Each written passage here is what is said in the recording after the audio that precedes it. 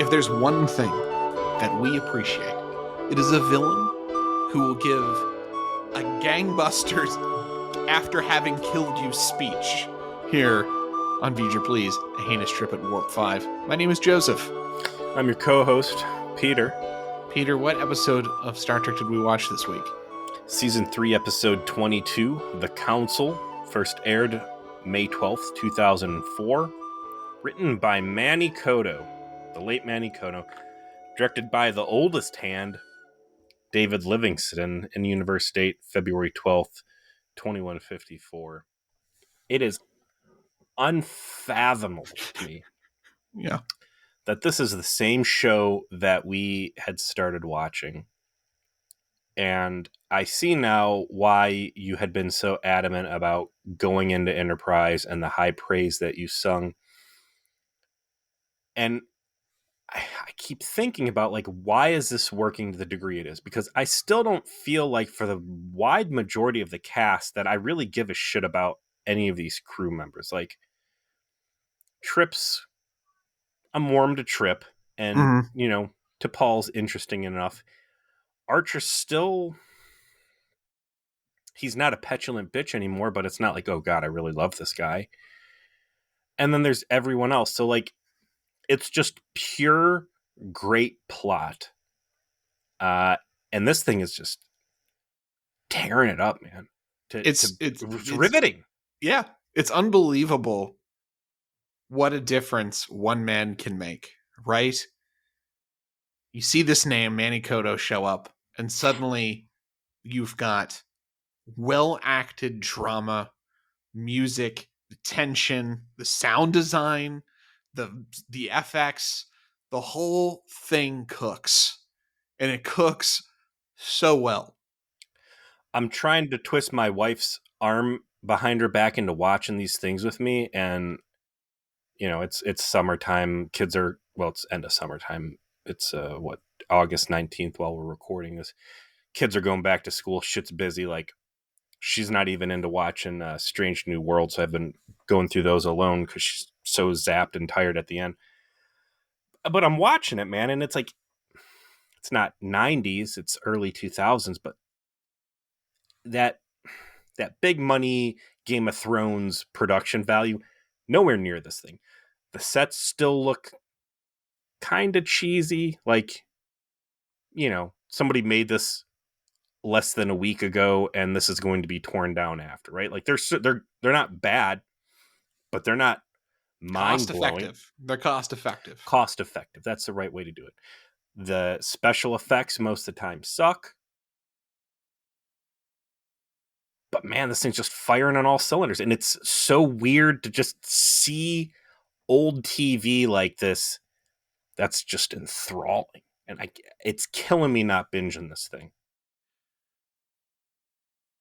We've touched on the concept before, but the more we continue to revisit this, the more I'm convinced it's just the constraints make them have to use low-tech options to entertain you.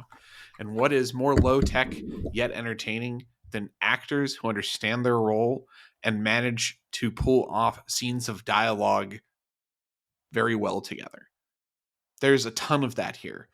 A lot of it, of course, this episode is about your boy Degra. This is Degra's big moment, right? Like, this, he's actually the main character of this episode, which is a real true rarity of Enterprise, that you can really say that there's a non-cast member who's really the focus. And someone we only get to know for a short time, and, you know, not so much spoiler alert, we don't see him after this. He's the one carrying the load, and they just figured out, like, that was the right call here. We've got an actor in this guest role who's strong enough that he can just compete with everyone on this cast, and he can deliver the dramatic potential, and we're comfortable with this being his vehicle. This isn't Kirkwood Smith. No, just some fucking guy. Who have we really talked about? Who is this guy? Like, I don't think we've talked about this guy. Let's look him up. Over here blowing him 3 episodes. Randy Oglesby. Randy Oglesby is his name. This dude is... it was a more recent picture of him. He is in 74 now. So he's in that prior generation. He's a boomer. He's a true boomer. He he was in Counterpoint on Voyager. Which one was that? Okay. Counterpoint is Oh, it's the space telepaths. Like they hated we the hate telepaths. the Yeah, that's the one you hated and I really liked, where Janeway fell in love with the anti-telepath Nazi. correct. And he was one of the refugees apparently, so it seems like he was barely in it. He He was was one of fucking Riva, that ginger telepath, one of his entourage. Like, clearly that guy, or maybe he did speak, because I think he spoke through his. I don't know. They got shot with that real nasty scene with the disruptors and their skin gets burned off before they like explode. and he was Solara Print in a really good episode of DS9 that I won't talk about any further, but he's never had an opportunity to explore a role at length. He was in 10 episodes of Enterprise ultimately. And I don't know, his career seems to be very like middle of the road, working LA Hollywood guy from the looks of it, from the 90s through the 2000s. But he fucking absolutely does a tremendous job in this show. I buy his journey. He is a protagonist. He charms the audience and the cast. You know, like he does it all, man. I want to go back to budget constraints birthing good Trek, and then take what we've been watching here, which is a show that has terrible viewership, right? And is Mm-hmm. really pulling Hail Marys out left and right out of its ass. This is a show that we know is out of gas and doomed, if not because of its own awful numbers, but because the entire fucking network is collapsing that it's on, right? Correct. It's going to go down in the pile of garbage that the UPN is. And then you flip over to New Trek, Discovery, Strange New Worlds, Picard's, right? And they've got gobs of money, the best special effects, huge, crazy set pieces. And despite having the deck stacked so heavily in their favor, 9.5 times out of 10, they can't stick the fucking episodes, They right? even got great casts too. They have like loaded with good actual actors. You know, like the cast of Strange New Worlds seems almost everyone has more talent than your best actor on Enterprise. You know, Anson Mount. Like Anson Mount can act circles around anyone, like nearly anyone else that's ever put on a Trek uniform, save Patrick Stewart. You know, they shouldn't be struggling with any material they have. But yet, you're right, they do. They can't get there. They spend 5 times more money on that stupid goddamn musical episode of Strange New Worlds than they did the entirety of Picard season 3. 5 times. Take, again, Enterprise and put it right up against every other episode of Strange New World or Discovery. The over reliance on these emotional outbursts, crying, emotion, emotion, emotion. And here, especially where we're at right now, like they're under some serious pressure. Uh, to Paul's having her fucking crack withdrawal. They're trying to save Earth from Trying to save impending Earth. death. My Yeah. sister and everybody I knew was evaporated by a Death Star attack. Like, and you still don't have people breaking down in this crazy, ugly, crying sob fest. And there's some danger here about what I'm about to say. Maybe it doesn't make the show. Maybe it does. But I think the answer is this was a show primarily written and produced by men. And the feminine voice, as much as I think it has a place within Trek and can be valuable to the overall strata of making sure Trek feels like a fully realized and lived in universe where the male and female voice is present and affects the story and engages audiences of all kinds. This is supposed to be a paramilitary ship on a dangerous, military-esque mission with risk and the kind of masculine storytelling that is required to convey. And that's why no one's breaking down in emotions. And that's why when you do, it's very earned over the course of an episode, and you kind of like work your way there, and it's done in a quiet way where you kind of resolve how you feel, because that's matches with that sort of gendered approach. Whereas for the female voice, it's got the emotion way out on their sleeve, and is it's more the narrative focus. And Well, that's fuck all why I that, think man. You go back Strange New to Worlds has like two relationships it's trying to like make into storylines and all that. Like, that's just not, that's go the back balance into isn't there. Voyager. Go back into Voyager. Lisa Klink, uh, Yeah. Jerry Taylor, right? The first couple seasons very heavy on the feminine voice, and even then you didn't have like big emotional outbursts, crying, all that other stuff. Like, and maybe it's just because writers as a whole didn't know that was a tool in the box that they could put on screen. I don't know if there was anything else in the late 90s, early 2000s that could even come close to rivaling the amount of crying that Michael Burnham does. Insane. Uh, Absolutely insane. but I mean, it's histrionics, and it is not a feature. It is a God, I can't. Maybe there's a part of the crowd out there that enjoys those shows, and they're like, "Oh, cool." I feel Okay. like this is somehow emotionally an earned place that they're in, or whatever. But it's a very stark difference in writing style, and whatever they're doing with this stuff here, man. Like, I'd love to be able to make people watch this with a gun to their head and just get them through season 3 by the end of it and say, all right, 10-point scale, where you put in this piece of fucking 2004 Television, writing. yeah. And I think Trek always was more. I think this is part of the answer of where you went with like, hey, there was always the feminine voice was always present from the very beginning. DC Fontana was a writer on TOS, right? Like women have always been around this franchise. Yeah, but It's listen, always that been. Voyager stuff like that was front and center. It was. And what did we find out? Voyager has a strong female fan base. Always has. It's always appealed to them. Trek overall, of all like the nerd sort of cauldrons, have been the one that had more actual female fans in it than any other. It's true.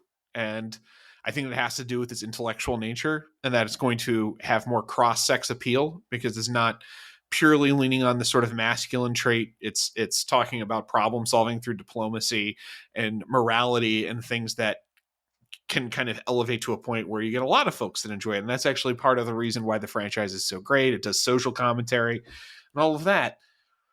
But when you've decided you want to tell serious military stories, your male writers are probably going to be better at doing that because they're going to be able to tell the story of male emotion and male problem solving and uh, how to deal with horrific circumstances that involve murdering each other way better than a woman's going to be able to. There's no shade there. I don't think that's a bad thing, but it's true. And this is a story where they've got that lined up, and Discovery was a perfect example. Season 4 was that where it wasn't lined up. You had people whose core competency wasn't writing the kind of story they were trying to write, and it showed, and it was god awful, and no one wanted to watch it.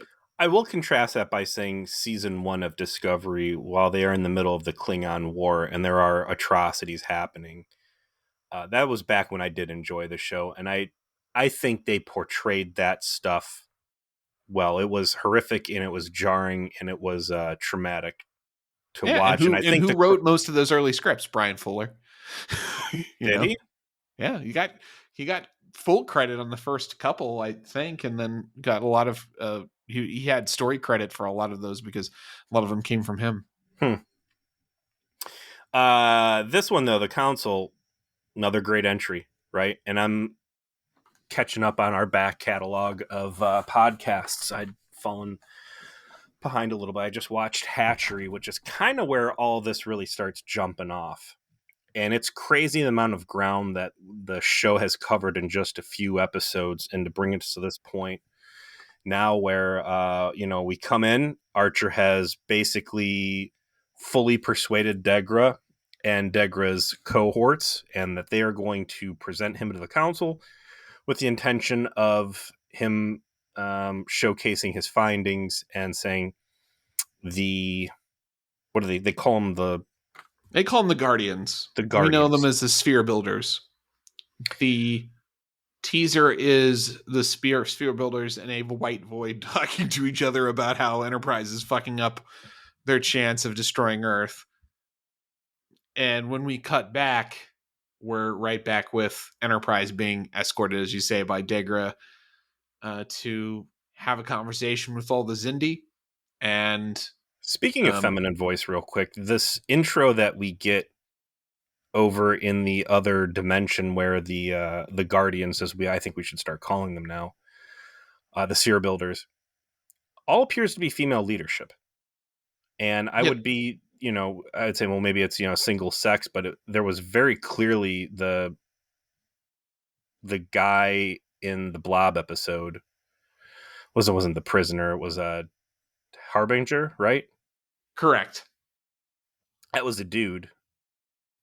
So interesting that it appears to be a matriarchy. Hard to know, right? Like, you never get to know much about the sphere builders, just that they're, generically the mysterious bad guys from another dimension. And they do not come in peace. But, we actually do get great backstory during this episode as to why some of the things we saw happened, which I think really adds to it. We find out that the sphere builders are revered as gods by the Xindi, that they showed up a long time ago. They showed them like, here's a rich ore vein of iron. You take that shit to the auction house later if you want. Here's a planet that's habitable you can put a colony on. And they've been helping them like get their civilization back together since their planet was destroyed. And like Degra like lays it out again. We praised him at the start. Every scene he's in is gold, where he's like trying to explain to Archer, like, this is religious belief. My children, I, the doubter, my kids would think I'm crazy for questioning the Guardians. That's a maxim across all of our species. That's what we're going into. And we religiously were convinced we had to terminate your entire species. So that's why this is all really hard. And it makes the Xindi feel less villainous and more taken advantage of, which I think was smart. Because we're making the turn. We're making the turn now, right? This is basically a 3-part season finale. And the Xindi have been this sort of background malicious force. And Degra and the Arboreals, maybe the Aquatics, they start to like make them seem a little more reasonable. But now we know, like, actually the Xindi, they're just being taken advantage of. They were weak, they were isolated, and somebody helping them out led them to being a useful tool in another time where they could be coached into building a super weapon that destroys their villain in the future, even though they're a bunch of fucking nobodies from the Terminus Systems. I could have almost gone for them taking it a step further and Degra hypothesizing, in light of all this information, for all we know, the sphere builders could have been present in Xindi life even earlier. They might have even poisoned the, been whispering in the insectoids' ears with the reptilians to blow the world up and really force us into this position where we become subservient to them. Like, you start dealing with time travel and nothing is off the table. So everybody knows that's going to be a very difficult task of convincing the reptilians and the insectoids, but they're very confident that Archer and his evidence file is going to be able to play it out. Archer, however, wants to have some backup, and he sets this side plot in motion where it's going to be Reed to Paul, and unfortunately for Lieutenant Hawkins, Corporal Hawkins, but yes, whatever. This is the volunteers. Fucking guy. Well, kind of. He's got an idea. Hey, I want you guys to go back to a sphere and see if you can't hack into it and pull some data that might aid us in either A, fighting the sphere builders, or B, really giving us that last minute evidence submission to win the Xindi Council over. I mean, he dodged death in Impulse. So, Ridiculously so. so like it almost felt like it was karma, like was Final Destination. Like it's like Hawkins, you have to come with us. Why? Because someone's definitely going to die on this mission. We're going to bring no other MACOs. We're only bringing you because death stalks you specifically. Corporal, not Major Hayes, please come along. Here's why it's going to go bad for Hawkins. Is back in the Vulcan Resident Evil episode, this guy playing Hawkins is the worst actor that we will ever see until Michelle Hurd is christened into Star Trek. And Union President Michelle Hurd. dude, and It all makes so much more sense when you found that why out. would they keep this fucking person around from season to season? This miserable shit character portrayed by the worst actor Trek has ever seen.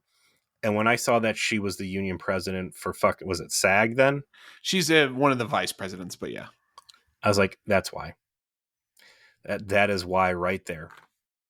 His bad acting was able to deflect death. This one, it's clear he came in with like some acting lessons. Like, I don't know, Berman or something saw him. Was like, can he please have at least one acting lesson before we put him back in front of the fucking camera? And this time he comes in completely unremarkable in his portrayal, which is to say he's just fine. He is a military dude. He's not like the worst guy ever that you're like, dude, Hawkins, no, your shield, it's down. You can be killed now. Yeah. The plot armor, the peel right off. Okay. Well, so yes, this episode's actually great for all of the main cast members doing the thing that they're supposed to do, which is another rarity. You know, like there's T'Pol has to do a science thing and lead the way team. You know, you've got Travis has to do fancy flying. Malcolm Reed has to act like he's seen a gun before and has shot it. You know, Hawkins the red shirt has to die, right? And die bad. Archer has to be a diplomat. Hoshi has to translate. Trip has to fix all kinds of technological problems. Phlox has to deal with medical issues. They do it all. Every single character gets to do their thing here in a way that really affects the ongoing plot as the finale goes on. But they launch the backup mission, and sure enough, they're entering the danger zone of the Xindi base. The asshole reptilian shows up and have a little game of chicken before the Enterprise is allowed to continue towards the base itself. While head reptile guy is in the tanning bed, subordinate comes in and says, hey, we lost contact with one of our patrol vessels. We were able to locate it, and we found it within the cloaking field of one of the spheres. Shit seems real iffy, and this is going to basically place the sword of Damocles over Degra's head, because it is only going to be a matter of time before the full extent of his treacherous activities is going to come to light, and he is going to answer for that. But prior to that, he starts coaching Archer on the intricacies of the council. You know, the arboreals are frustrating because they take forever to deliberate, and in fact, they were the holdout. They were the last group to sign off before agreeing that Xindis were going to go to war with Earth. The opposite to that is the insectoids that make decisions almost impulsively, which fits the mold for a species that only lives 12 years. Yeah, the longer lived a species is, the more cautious, contemplative, that they become, and are less likely to take rash action. So your insects that aren't lasting very long, they're like, let's go, I'm on crack cocaine.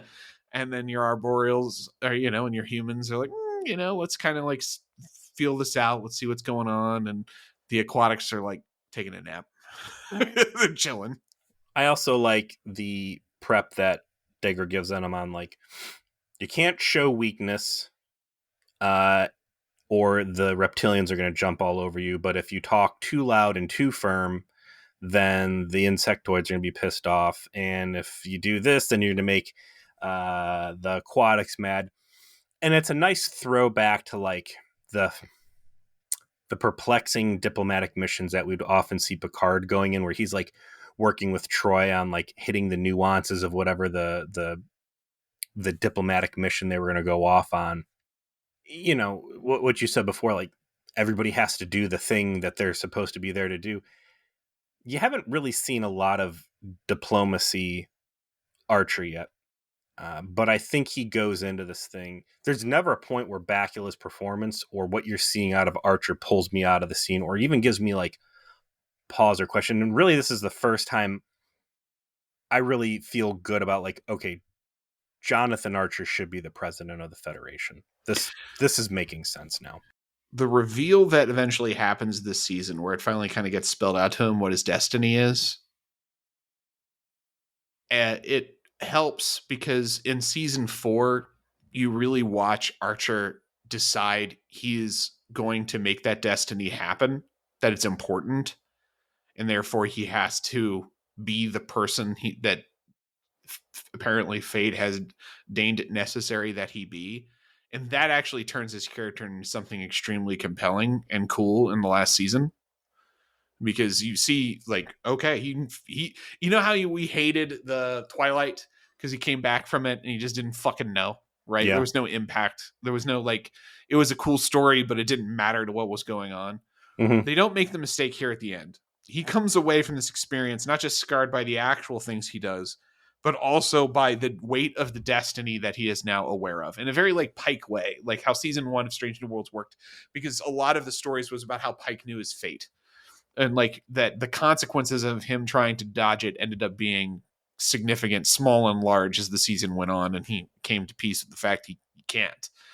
In the same way, Archer is confronted with the weight of his destiny, and therefore, in season 4, he goes the extra mile in all of the circumstances that that he knows he has to take now, and you know that he knows, and it finally makes him into the lead character of the show, just almost too fucking late for it to matter, you know? It's Not kind of a almost, tragedy. definitely. Definitely too late. You have to do more. Like, there's at least you get a good season of it, but this is where it starts. You're absolutely right. Like, this sequence that started when they arrived at the Zadi Prime to the end is where, like, Jonathan Archer finally becomes a real boy, and you really, like, get what he's supposed to be. So we get to the Legion of Doom Council Chambers, which turns out is on in the ruins of an old aviary. The deceased Xindi race. Which, again, I was expecting to see them actually come up and, like, still be alive. And I gotcha, bitch. But clearly the plot's not going that direction. It's a neat setting. Again, it still feels very prequel trilogy Star Wars-y. Like, there are such strong parallels between the Geonos and what was it, the Confederation of whatever. Yeah. They're borrowing heavily here, and it works, and it's cool. Prior to this, as you said, the reptilians had confronted him and said that human ship doesn't come any closer, but like there's an armada with Enterprise escorting it. Like, they put their guns on them. They even shoot a warning shot.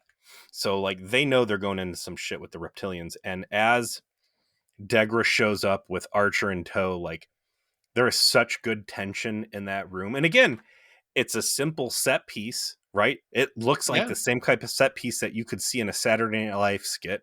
Right? It's a simple set piece with actors in a lot of makeup and ridiculous costumes. And that's right? what I'm getting to, right? Like everything I said before, there is nothing, if you were to look at pictures of this, that says, wow, that looks impressive. Like you look at Game of Thrones, or you look at Westworld or whatever, like, damn, man, this looks like serious business.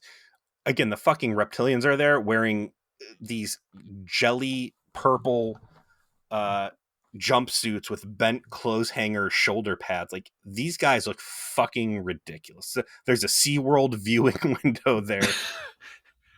Everything about the aquatics, like the aquatics are cool because they're so alien, right? Mm-hmm. But practically aquatics are ridiculous, especially when they were using their fucking computers.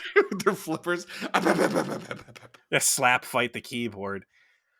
But him and Hoshi walking into this thing, and it's important that Hoshi's there because she's now demonstrating value, and she is going to be on the she's on the playing field for future fuckery.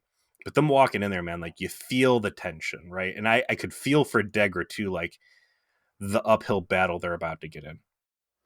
I liked, by the way, the primary trait of each Xindi race is quite clear. The reptilians, they're the military leaders. The insectoids are the shock troops. The arboreals are the middle managers because they're the ones that are like running the plants and all of that for the explosive material. The primates are the scientists, and the aquatics, they're rich. They're Bruce Wayne. Like they bankrolled this whole thing. So, and then that's finally we find out what they added to the project. Oh, this they funded it. They found like they had the contacts, they had merchant fleets. You can just kind of see it, like because they're happy, they're old, and they're get along well What with was that everybody House else. Ordos from the old Doom Westwood game? That was the Yes, the merchant. green one. Yeah. That's them. Um, I'm listening to our past episodes here. It doesn't come into play in this episode, but I was really wondering, like, is it going to come to light that Archer could have completely evaporated the arboreal production site and chose not to? Granted, it was done under chemical duress, but like the effort he put into saving the insectoid hatchery ship, like he's done some pretty extensive goodwill efforts, and they have not produced results in the negotiations so far. And I'm going to be very curious to see if at some point he's going to win over specifically the insectoids with his book of good deeds. First session is a little testy. A fight breaks out. Dolan punches Degra at one point, and they make the decision that they've got to come back with more evidence. The B plot continues. The crew that's going to the sphere so they can get additional information from within it, because T'Pol has figured out a way in, which is based on the information that they got from Degra, that there's this exhaust port that's being covered by a holographic field for some reason, as is noted in the plot. She doesn't tell anybody that that's what they're going for, so it looks like they're like going to make contact with the surface. But then, they're inside. It's just needless drama for the sake of it. Don't Listen, dude, understand it. she's recovering from a serious drug addiction, and you got to cut her some fucking slack here.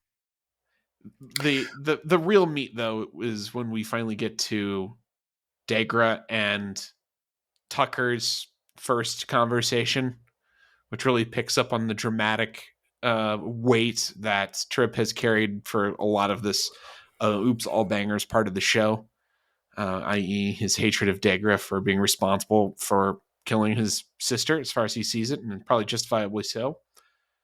Because when he comes back, he asks for help in making a modification to the ship that the sphere builder came in and working on some project that relates to something Phlox is going to do and some technology they have. It's not quite clear right off the bat what they're going to do. Trip hates the idea, makes that very clear, and Degra finally stands up to him basically to say, I cannot bring back your sister. I know you're not going to like me, but I am risking my life. I am risking the lives of my children. I am risking the lives of my entire civilization. I have killed Xindi because I want our mission to succeed where both of our worlds survive. So I'm out on a fucking limb, Trip. Get off my ass. It's good. And Trip does not come back with a zinger or anything quippy or anything to put him in his place. And you see the words land in parts of Trip where they can sink hooks in and start dragging him back off of this very dark ledge where he's been living on. And jumping forward a little bit, he'll have conversations once it seems as though they've won and that diplomacy has had its way, where he almost laments losing access to that anger and that hatred. He had been ready to go into the Delphic Expanse and launch war and find the bad guys and nuke them from orbit. and then have a beer while they spit on the ashes of the people that murdered him. So this is not the solution that he was expecting, but Trip still at the end of the day is a Star Trek main cast member. He's bridge crew. The guy is still a good guy and recognizes a good thing and is able to move past these very dark feelings that he's been having. And it really starts here. So again, just great scenes. Degra again has access to all the best scenes in the past couple episodes because he's getting to play with Trip, he's getting to play against Archer, he's getting to play against the nasty lizards, and again the council itself is composed of great actors who are able to hang on to these characters with both hands despite ridiculous cheap shit looking costumes. So yeah, like Degra's really just the linchpin of why all this stuff works good. He's the common thread in all of these scenes. We saw him as J. Robert Barbenheimer, just trying to like make the weapon because it's what his civilization needs. And now he's got proof, he's got evidence, he's got all of these doubts that are coming to the forefront. And again, he's going against their gods. Yeah, I've disobeyed my gods is not the sentence he says, but he makes it clear that that's what he's doing, and that's how important it is that he succeeds. And they're going to know too, right? The stuff we saw in the beginning before the credits was the sphere builders having a conversation that we are deviating from the desired timeline outcome. There's variables in place, specifically Enterprise, that are fucking with this. And some of them are like, yeah, this is within tolerance. And others are like, that's bullshit. These guys are fucking it up, and we're going to have to take a real direct role in what's happening here. Speaking of that, that's when they show up to talk to Dolim. They're like, what if instead we start Plan B? And Plan B is... So they talked to Dolim before they talked to Degra? So yeah, they talked to Dolim aboard his ship before they talked to Degra. Yes. Yes, they do. And the conversation basically goes along the line of, let's make a deal.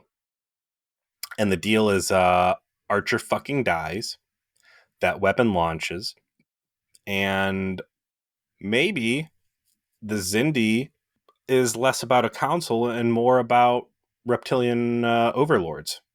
How you feel about that? Dolim definitely likes what he's hearing.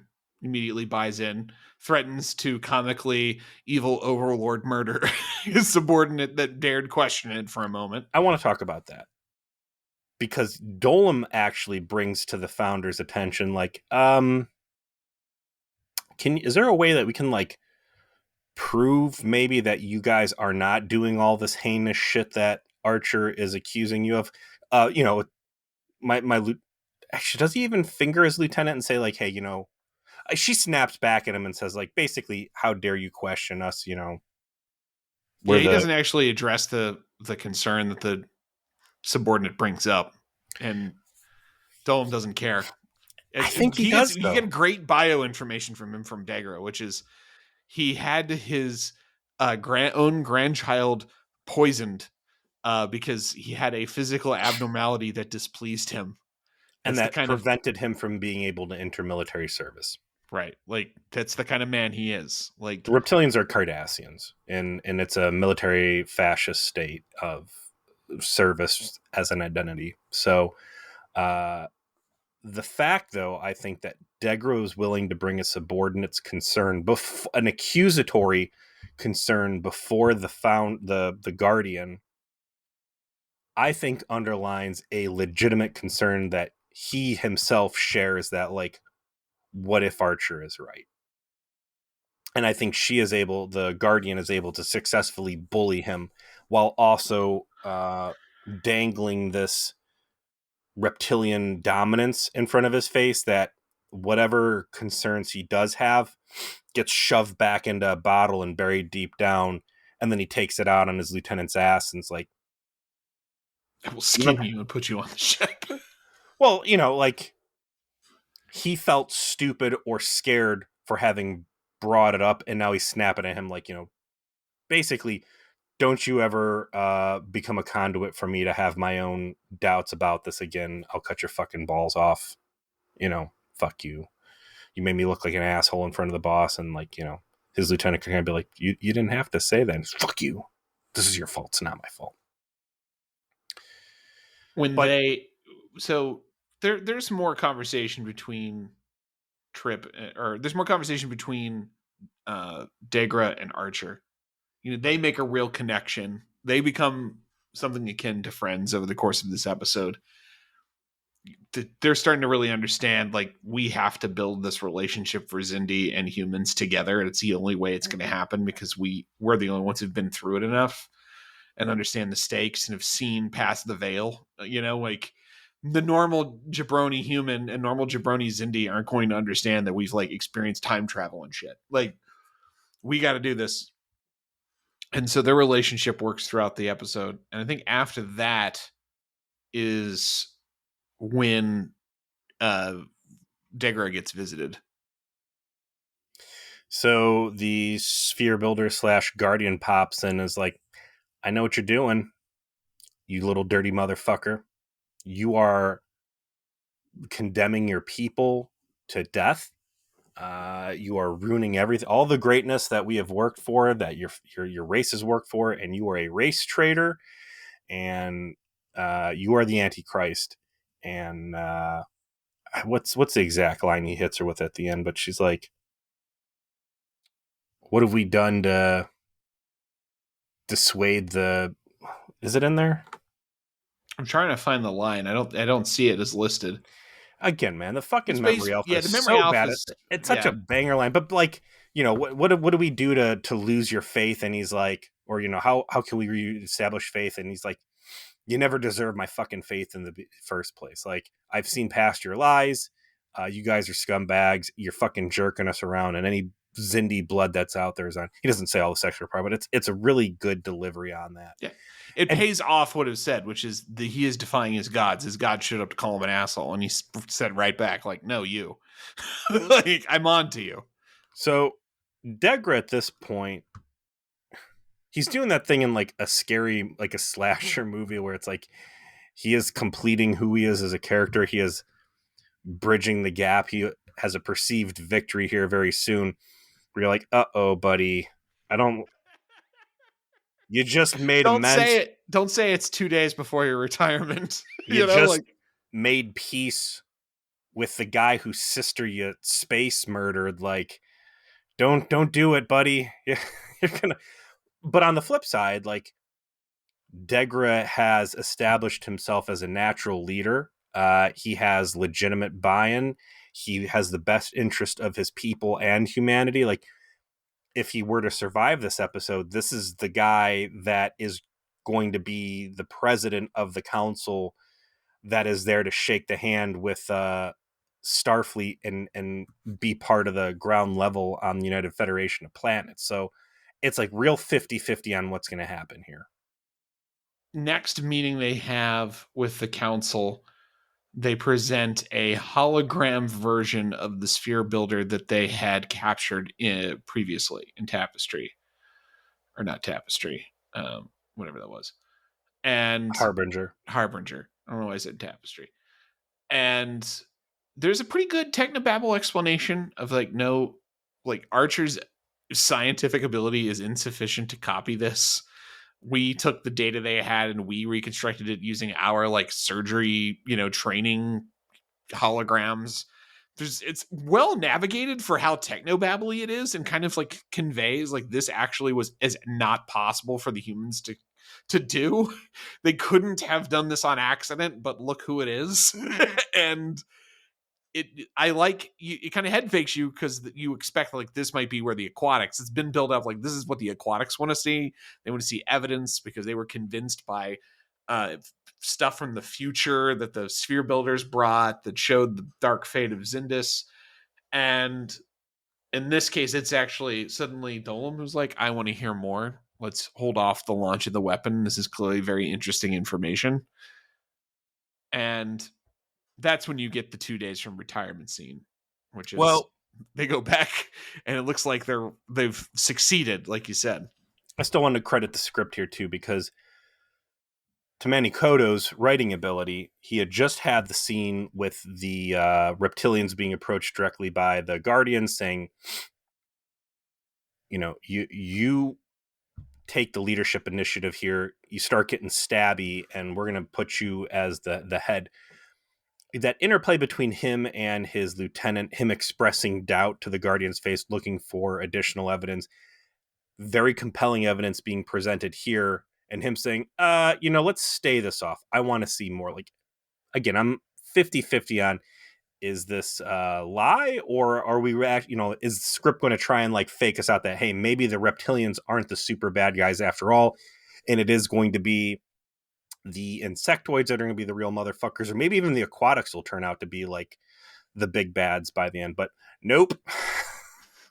we will briefly catch up with our B plot, which is our away team, who is collecting the MacGuffin off the sphere successfully.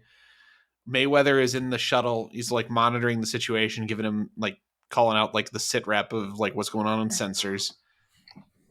And sure enough, some deadly robot arms have been deployed to try and stop. Some real Johnny Quest shit. Yeah, some robot spiders come to stop them, and poor Corporal Hawkins, with his shields down due to his bad acting having been somewhat alleviated, decides to climb up towards it to shoot at it better, I guess. And he's like, hold on, I can't see. There's something on my visor. And he brings up a rag to clean off his faceplate. And as he draws the rag back, he sees that he's holding a original series red shirt. And he's like, what is this? And suddenly the robotic claw snatches him up, starts crushing him. Reed, who has taken some classes of his own and now knows how to hold a gun, starts shooting at this thing. And not only does it crush him, it like has a little special disintegration laser and just boop. Yeah, just gone. He's gone. He is dust. He is more dead than any of the other dudes who have died on Enterprise this season, which, as we will note, was a lot.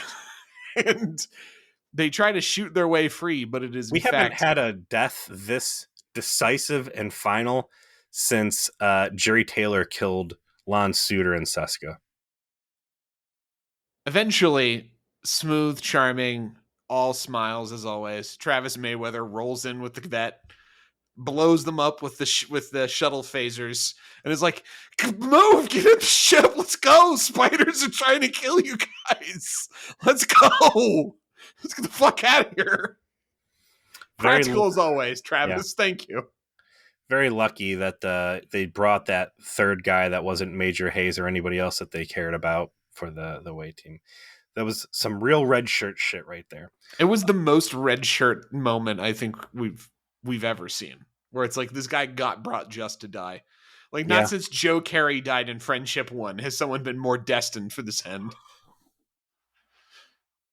So, back on the ship, we have first Degra's scene kind of finishing things with Trip, where he goes to the engine room. He tells Archer, we've made progress. They've delayed the launch. Diplomacy's working. Let's do this. Seems like we're going to hit the good ending.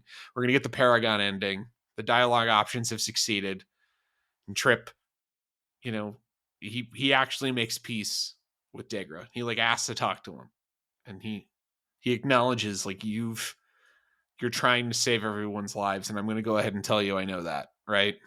They don't like hug. They don't become best friends. But very importantly for the journey Degra's been on is that Trip acknowledges that Degra has done the necessary work to earn a measure of forgiveness for his actions.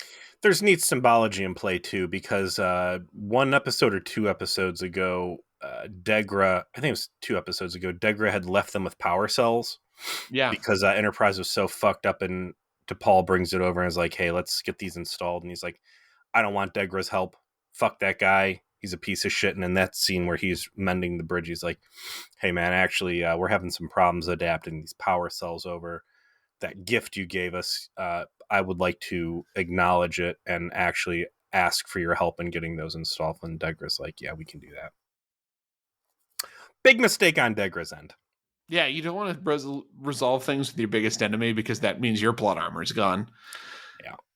So Back down on the ruins of the aviary, the avians. It's cool because it's like this it's like a mountain Shangri-La, like fortress. Yeah.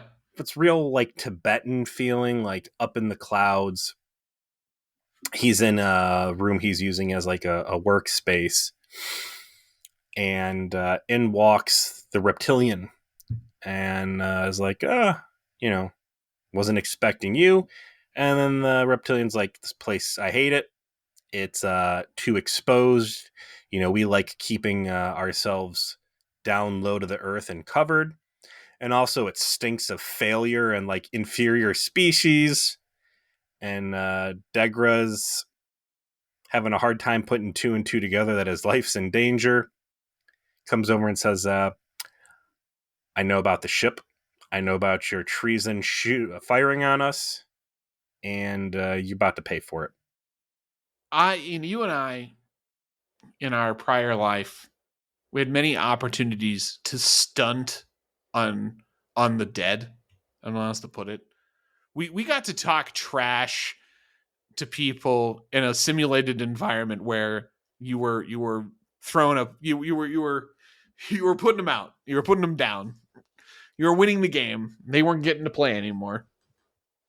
And that meant we had the opportunity to master rubbing it in, master dunking, master teabagging, finding the right way for the right person. But I gotta say, respect game. Dolem stabs Degra, kills him dead, and as he's still alive, but the light is starting to vanish from his eyes, he pulls the knife out of him, shows him the bloody knife that he's just killed him with, and promises to find his wife and children because his traitorous bloodline will end the same way. Like, as you're dying, I just want to make sure you know I'm going to find your family and I'm going to murder all of them with this knife the same way I murdered you. Goodbye. Like, that's putting the dab on him. That's solid. That's good evil work right there. That's the most brutal death that you could ever dial up in Star Trek right there. Yeah, he just basically wrote a blank check for Archer or someone else, probably Trip. I foresee Dolem dying by Trip's hand because of the like buddy system thing. But I would say for what he has done to Degra there, he has earned himself a transporter trip out into space. Fuck, Maybe. he's there to fuck this guy death. Is what you're saying? Yeah, like he might have to get beamed into Bulkhead or some other. I don't think he's gonna get off easy with a photon torpedo to his ship.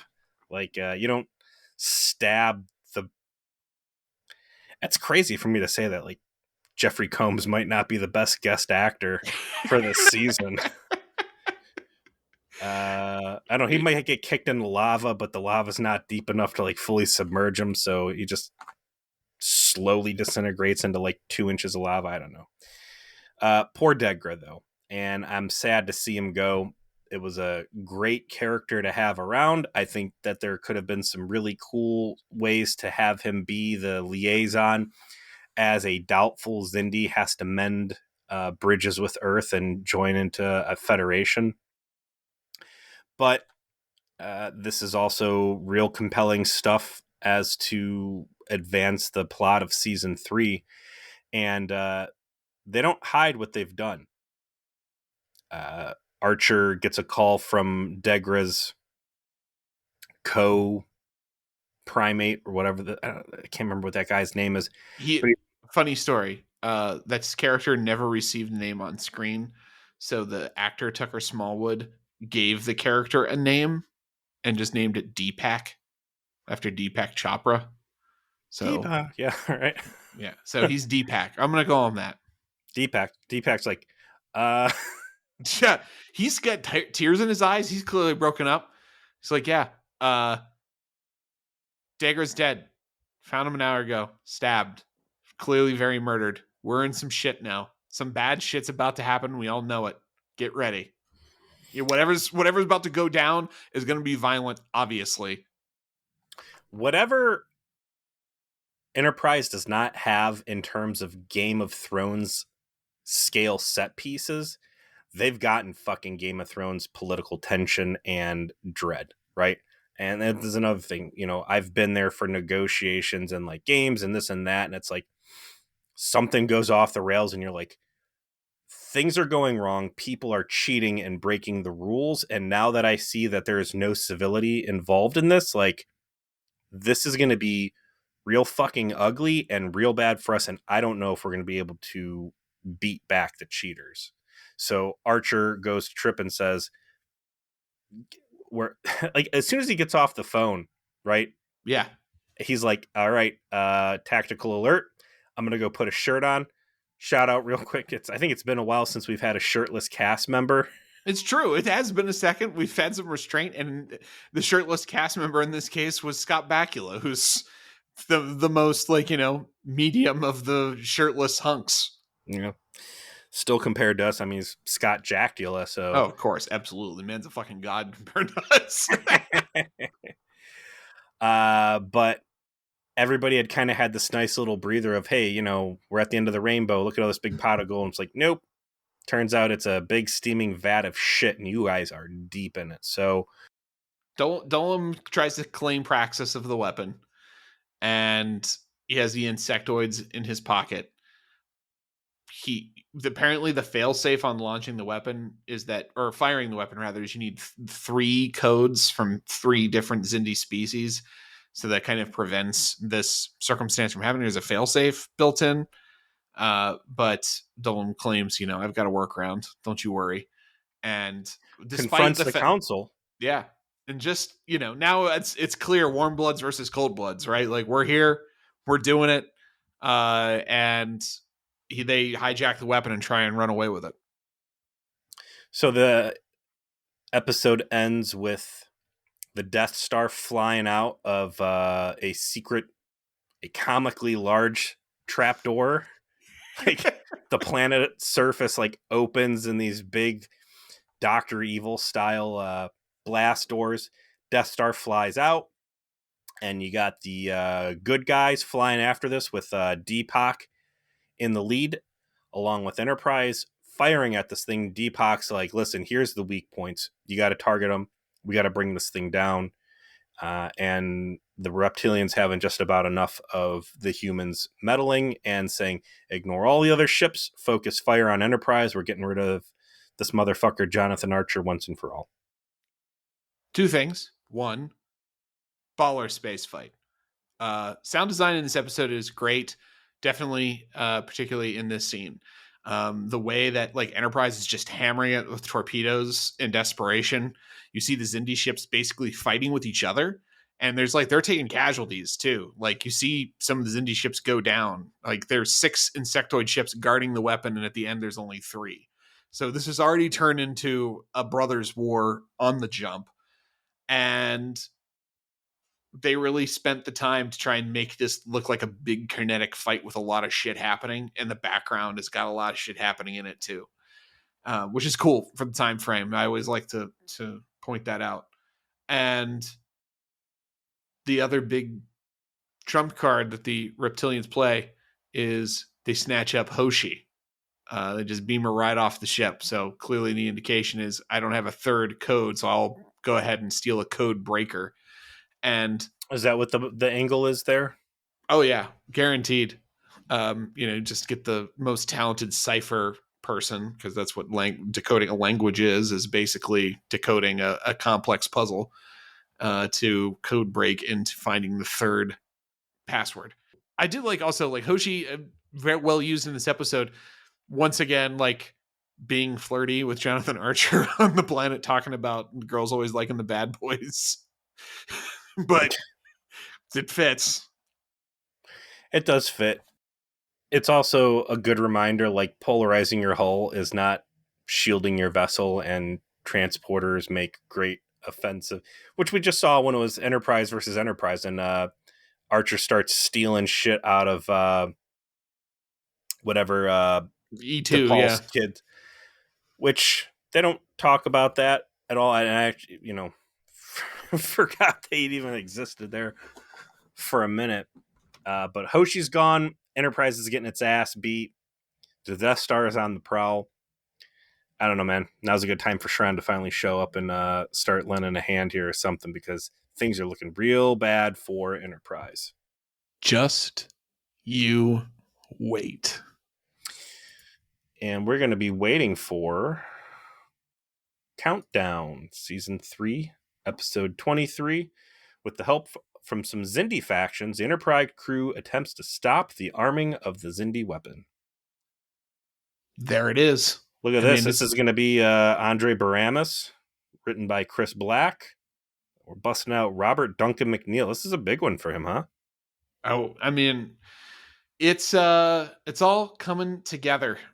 This and then going into the finale, 0 hour. It's excellent. I want to see what this next one looks like from a directorial standpoint. For everything that we just said about how good that episode was, David Livingston, again, who his style is non-existent, right? There's no fingerprint to the way that David Livingston does anything other than the complete absence of anything fancy. And he had one that was actually like a real wow factor. What was it that Livingston had? We were like, damn, he must be trying to get laid. Like, why is he? One of our fans, I'm sure, will remind us which it is. This one is also very flat, very normal. Everything is just in camera. Like the one above the headshot they do is in the Xindi Council room, which they've done that camera angle multiple times there. So it's probably just like in when you're in this room, go high is just the thing they do. Aside from that, steady hand though, right? Like you had a good script, you've got good actors. Yeah, they're just your dudes are in frame. They're doing their job. That's sometimes all you're there to make sure you do is capture them doing their job. But I'm saying like this thing's hitting on all cylinders right now. Robert Duncan McNeil has been able to go into episodes and pour like high octane into the actors to really get some oomph out of them. I'm curious if we are going to see any sort of like marked increase or improvement in any aspect. And I'm not shitting on David Livingston, right? No, yeah, know what you mean. Like we've noticed this in Robbie before, so we will be interested to see if he does it again. Establishes a high baseline of like, I am not obtrusive with my directorial style, and like, I guess his style is just efficiency to the point where Reed overclocking the phaser had to be added to that one episode because he completed the script and still had like 5 minutes to kill or something. So yeah, I'm really looking forward to this next one. And we're looking forward to all of you joining us for the next one as we continue through the all bangers phase. So we'll see you next week. Thanks. Oh, and like, share, subscribe, review us on stuff. I'm bad at promoting us, but we actually do appreciate that a whole bunch of people listen lately. So thank you to all of you.